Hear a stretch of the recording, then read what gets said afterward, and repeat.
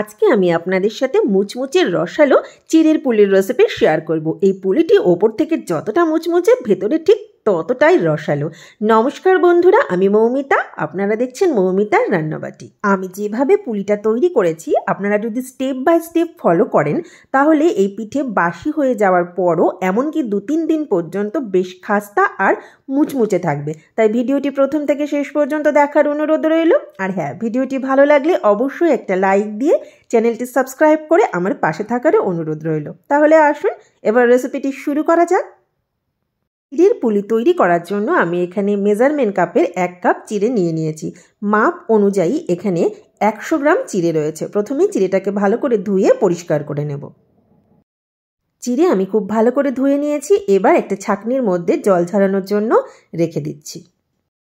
এবার পুলির পুরটা তৈরি করে নেব। এই জন্য আমি গ্যাসে 1/2 লিটার দুধ বসিয়ে দিয়েছি আর এখানে দিয়ে দিচ্ছি 1 টেবিল চামচ ঘি। এবার দুধটা ফুটে ওঠা পর্যন্ত অপেক্ষা করব। দুধ ফুটে উঠেছে। এবার আমি এখানে দিয়ে দিচ্ছি খেজুরের গুড়।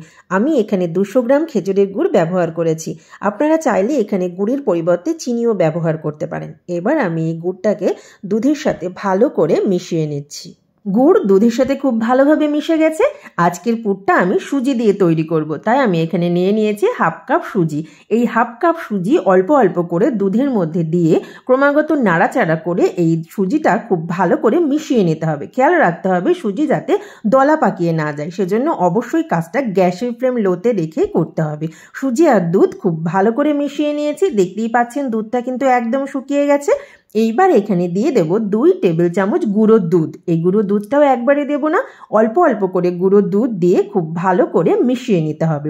এইভাবে পুর তৈরি করলে পুরটা কিন্তু দুর্দান্ত হয় খেতে, তাই আপনারা কিন্তু এইভাবে একবার ট্রাই করে দেখতেই পারেন। পুরটা রেডি। এবার এটাকে নামিয়ে ঠান্ডা করে নেব। এদিকে চিড়ে থেকেও খুব ভালোভাবে জলটা ঝরে গেছে। দেখতেই পাচ্ছেন চিড়েটা বেশ ঝরঝরে হয়ে গেছে। এবার এটাকে আমি একটা অন্য পাত্রের মধ্যে নিয়ে নিচ্ছি।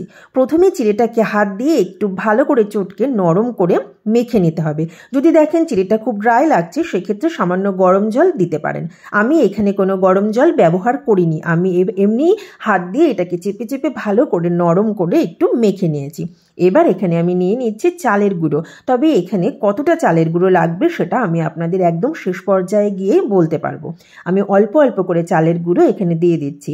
তবে আপনারা চাইলে এখানে চালের গুঁড়োর পরিবর্তে ময়দাও ব্যবহার করতে পারেন। তবে ময়দা বা চালের গুঁড়ো যেটাই ব্যবহার করেন না কেন খেয়াল রাখতে হবে তার পরিমাণটা যেন খুব বেশি না হয়। তার মানে অল্প অল্প করে চালের গুঁড়ো দিয়ে বা ময়দা দিয়ে এটাকে একটা সেমি সফট ডো তৈরি করে নিতে হবে। আমরা রুটি বা পরোটা করার সময় যেভাবে ময়দা মেখে থাকি অতটা নরম করলেও কিন্তু আবার পুলিগুলো ঠিকঠাক তৈরি করা যাবে না। আবার এই ডোটা যদি খুব বেশি শক্তও হয়ে যায় তাহলে কিন্তু আবার পুলিগুলো ভাজার সময় ভেঙে যেতে পারে। তাই সেটাকে মাথায় রেখেই কিন্তু একটা সেমি সফট ডো আমাদের তৈরি করে নিতে হবে। তাই আমি অল্প অল্প করে চালের গুঁড়ো দিয়ে এটাকে খুব ভালো করে মেখে নিচ্ছি। আমি এখনো পর্যন্ত এখানে 1 টেবিল চামচ আর 1/2 টেবিল চামচ মানে 1.5 টেবিল চামচ চালের গুঁড়ো এখানে ব্যবহার করেছি। এই যে এভাবে আমি একটা সেমি সফট ডো তৈরি করে নিচ্ছি। দেখতেই পাচ্ছেন ডোটা আমি কিভাবে বানিয়ে নিয়েছি। এইবার এখান থেকে আমি পুলিগুলোকে তৈরি করে নেব। এবার এই চিড়ের ডো থেকে অল্প পরিমাণ নিয়ে প্রথমে হাত দিয়ে একটু চেপে চেপে নিচ্ছি, তারপর হাত দিয়ে একটু ঘুরিয়ে গোল করে নিলাম।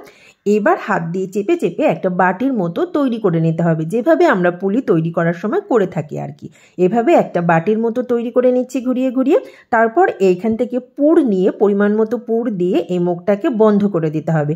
এই কাজটা আপনারা আপনাদের সুবিধা মতো যে কোনোভাবে তৈরি করে নিতে পারে। দেখছেন বন্ধুরা পুরটা রেডি, কিন্তু এই পুলির গায়ে কিন্তু কোথাও ফাটা দেখা যাচ্ছে না। চিড়ের মাখাটা যদি খুব ভালো হয় তাহলে কিন্তু একটা পুলিও ফাটবে না। যদি দেখেন পুলিটা ফেটে গেছে তাহলে হাত দিয়ে চেপে চেপে এই ফাটাগুলোকে একটু বন্ধ করে দেবেন, না হলে ভাজার সময় ভেঙে যেতে পারে। পুলিগুলো রেডি। এবার এগুলোকে ভেজে নেব। পুলিগুলোকে ভাজার জন্য আমি গ্যাসে সাদা তেল গরম করতে দিয়ে দিয়েছি। তেলটা হালকা গরম হয়ে গেছে। এবার এই পুলিগুলোকে আমি তেলের মধ্যে দিয়ে দিচ্ছি। দেখতেই পাচ্ছেন তেলটা কিন্তু হালকা গরম আছে। এরকম হালকা গরম অবস্থাতে এই পুলিগুলোকে আমি তেলের মধ্যে দিয়ে দিচ্ছি। পুলিগুলো দেওয়ার সাথে সাথে নাড়ানোর কোনো প্রয়োজন নেই। এক পিঠ ভাজা হয়ে গেলে খুব সাবধানে অপর পিঠটাকে উল্টে দিতে হবে। গ্যাসের ফ্লেম লো টু মিডিয়ামে রেখেই এগুলোকে গোল্ডেন ব্রাউন করে ভেজে নিতে হবে। এই যে এভাবে আমি খুব সাবধানে পুলিগুলোকে উল্টে দিচ্ছি। দেখতেই পাচ্ছেন পুলিগুলোতে বেশ সুন্দর কালার চলে এসেছে। পুলিগুলো কিন্তু ভাজা হয়ে গেছে। গ্যাসের ফ্লেম কিন্তু লো টু মিডিয়ামেই দেওয়া আছে। এভাবেই সমস্ত পুলিগুলোকে আমি ভেজে নিয়েছি। এবার এই পুলিগুলোকে আমি তুলে নেব।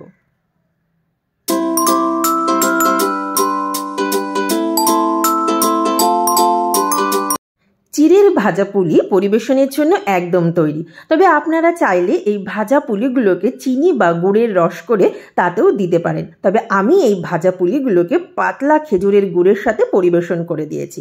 আমি আপনাদের একটা পুলি ভেঙে দেখাচ্ছি যে এর ওপরটা কতটা খাস্তা আর মুচমুচে, আর ভেতরটা কিন্তু ততটাই রসালো। আর তার সাথে যদি থাকে এরকম পাতলা খেজুরের গুড়, তাহলে তো আর কোনো কথাই হবে না। তাহলে বন্ধুরা, এই ভিডিওটি যদি আপনাদের ভালো লেগে থাকে তাহলে লাইক, কমেন্ট, শেয়ার ও চ্যানেলটা সাবস্ক্রাইব করে আমার পাশে থাকবেন। আপনাদের কমেন্ট কিন্তু আমাকে অনেক উৎসাহিত করে নতুন নতুন রেসিপি তৈরি করার জন্য। ধন্যবাদ।